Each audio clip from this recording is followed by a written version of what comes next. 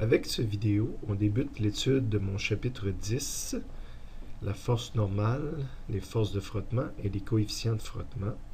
Pas un très gros chapitre en termes de formules, on va le voir, je pense qu'il y a deux nouvelles formules que ça implique.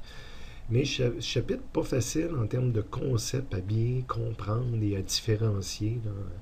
Frottement statique, frottement cinétique, c'est pas toujours évident pour tous les étudiants là, de bien saisir la différence entre les deux et quand est-ce qu'on est dans un monde, quand est-ce qu'on est dans l'autre. Donc, c'est notre troisième force qu'on focus dessus, après force gravitationnelle, force d'un ressort, et maintenant c'est force de frottement, puis force de frottement dépend de la force normale. On va aller voir le résumé, qu'est-ce qu'il y a dedans.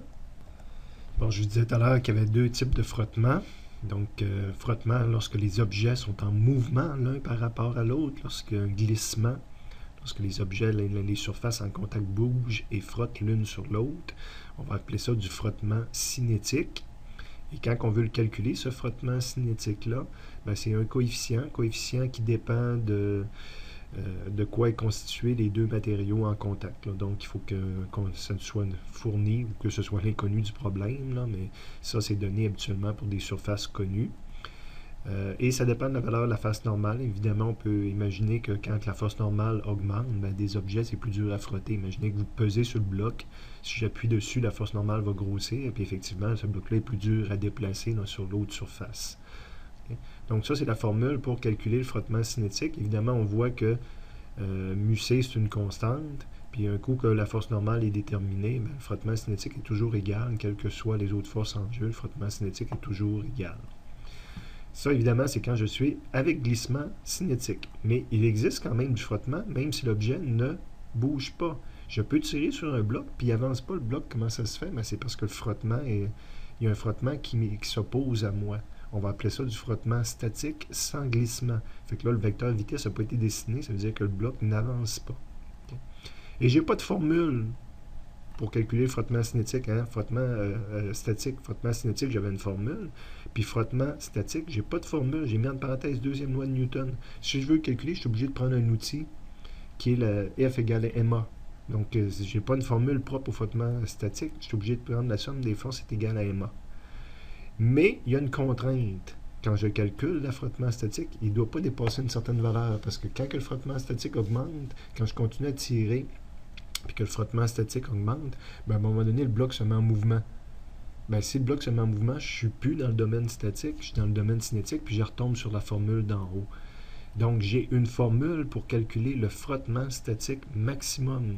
C'est pas ma valeur de frottement, c'est la valeur de frottement qu'il ne faut pas que je dépasse, sinon le bloc va se mettre en mouvement. Fait qu'il faut faire attention, là, dire cette formule-là ne me donne pas le frottement statique, elle me donne le frottement statique maximum à lequel la physique change, que je tombe du mode statique au mode cinétique.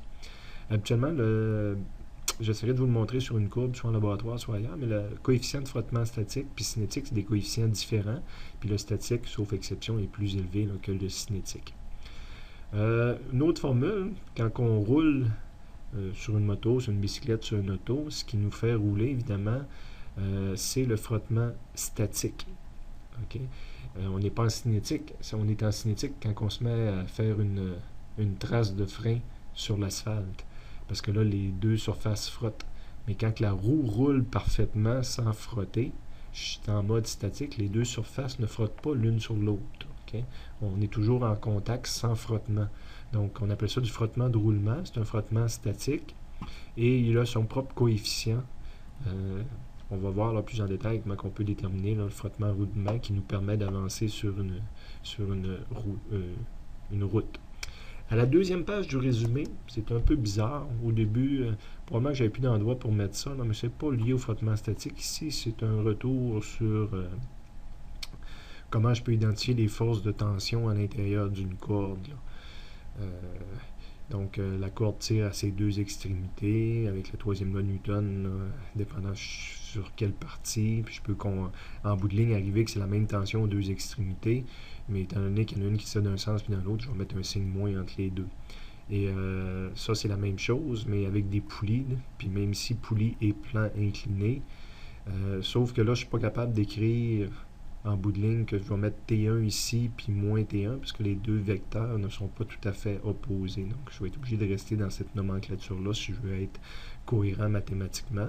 Puis, tandis que si j'ai une poulie pas de plan incliné, ben, les deux T1, les deux extrémités sont dans le même sens. Fait que je n'ai pas besoin de les appeler T1 puis moins T1. J'aurais le droit de les appeler toutes les deux T1, là, parce que le vecteur est identique dans le même sens.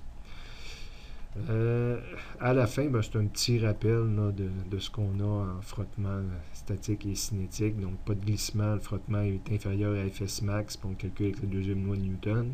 Si le frottement statique vient qu'à dépasser le frottement statique maximum, ben, on oublie ce qu'on vient de faire, puis il faut faire un calcul de frottement cinétique. Puis on a la formule pour le frottement statique maximum. Donc, deuxième page, là, je pense pas qu'on va aller dessus pour faire les problèmes. Là. Je vais rester sur la première page, puis les trois formules qu'il y a là.